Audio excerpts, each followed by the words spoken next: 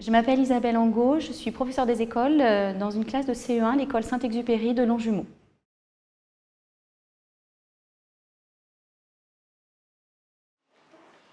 Donc pour continuer à s'entraîner, on va maintenant utiliser le TNI. On va faire deux groupes. Un groupe d'enfants qui va aller travailler avec moi sur le TNI, sur l'activité du kangourou, qui est la même activité que celle de la grenouille. Pour être sûr que chaque enfant a bien compris ce qu'il faut faire, je vais demander à un enfant de lire la consigne. Un enfant qui parle bien fort. Dylan, bien fort. Pour traverser la rivière, le kangourou doit passer sur des pierres dont les nombres sont rangés en ordre. Clique sur les pierres pour montrer son chemin. Merci. Dans quel ordre tes nombres vont être rangés dans ton chemin? En ordre? En ordre croissant. En ordre. Le TNI, c'est un outil qui, bien sûr, permet une pédagogie active. Il permet une interaction entre les élèves. Celui qui est au TNI va interroger ses camarades qui vont lui répondre, qui vont pouvoir se déplacer, montrer au TNI ce dont il parle. Donc ça, c'est très important.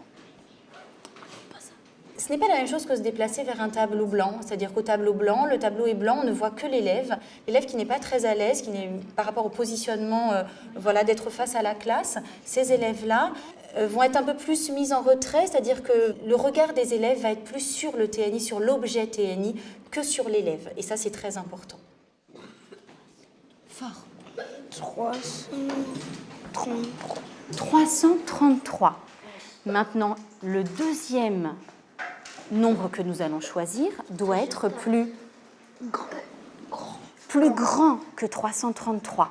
On va proposer à Johan. Les élèves qui justement ne sont pas forcément à l'aise pour s'exprimer face aux autres et expliquer, c'est-à-dire être capable de verbaliser notamment leur stratégie. Quand on est face à un tableau blanc, on n'a rien pour se raccrocher, alors que là, on a l'image, on va pouvoir cliquer, se déplacer, montrer. Si on se trompe, on revient en arrière. Ça, c'est aussi extrêmement important. 754. 754. Il est en effet plus grand. On regarde le chiffre des centaines. Je suis d'accord, il est plus grand. Qui veut maintenant proposer le 3? Là, il est vrai que sur le TNI, les élèves cliquent.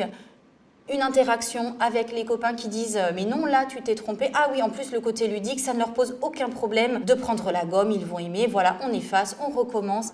Le statut de l'erreur est véritablement changé avec le TNI. 494, 515. Et notre kangourou a traversé la rivière. Les objets qui sont sur le TNI sont manipulables. On peut les prendre, on peut les déplacer, on peut essayer. Si on se trompe, on recommence.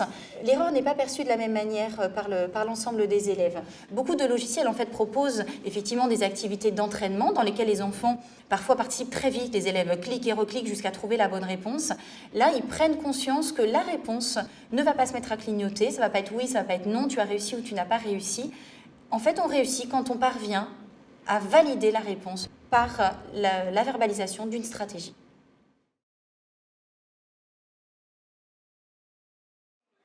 Cette fois, nous faisons le jeu avec un meneur de jeu.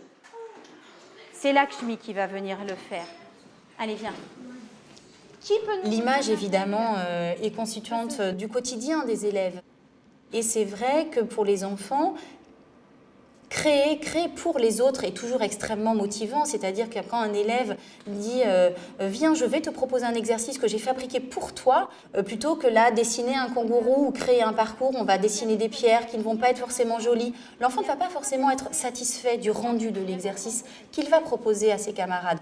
Alors que là, forcément, il est ravi, il est extrêmement fier de son travail. En effet, il peut présenter quelque chose de beau qui paraît à l'image, avec une vraie interactivité où il va proposer, voilà, tu cliques sur cette pierre, d'accord, là non, tu te trompes, ensuite faire déplacer son kangourou et c'est vraiment son travail. Et je crois qu'en effet, c'est extrêmement gratifiant pour un enfant de pouvoir montrer un rendu tel que donne un TNI pour les camarades. Les ateliers mathématiques sont pensés pour gérer bien sûr l'hétérogénéité de la classe. On met en place différentes sortes d'ateliers, à la fois des ateliers de différenciation pour les élèves qui sont vraiment en réussite et qui sont capables d'aller un petit peu plus loin sur la notion abordée, et en même temps des ateliers de différenciation pour les enfants qui sont un petit peu plus fragiles, qui ont besoin de consolider les nouvelles connaissances et de les approfondir pour être sûrs des nouveaux savoir-faire et des nouveaux savoirs savants. Il faut que tu dises pourquoi tu prends ce jeton. On est en train d'inventer des exercices pour les autres, comme ça ils le font sur le TNI. Enfin, la maîtresse, elle va le poser sur le TNI, elle va essayer de le mettre et ils vont prendre le stylet, ils vont relier les cases qui vont avec et ils vont entourer l'intrus. Maintenant, on est prêt à tout faire, à ouvrir une tâche, à dupliquer, à coller, à regrouper, on sait tout faire maintenant. Quand on invente des exercices, quand on voit les autres se tromper, réussir ou avoir des petites erreurs, on les corrige et ça fait un peu comme la maîtresse, quoi. Voilà. Il existe plusieurs modalités de travail possibles pour les élèves experts. Soit ils travaillent seuls, ils peuvent créer des exercices sur feuille, sur papier pour les proposer à leurs camarades, soit à deux, soit par petits groupes. Ils ont la possibilité de travailler sur un ordinateur si c'est possible, un ordinateur de fond de classe ou un ordinateur prêté par les circonscriptions. Là, ils peuvent travailler à 2 ou à 3 ou directement sur le TNI.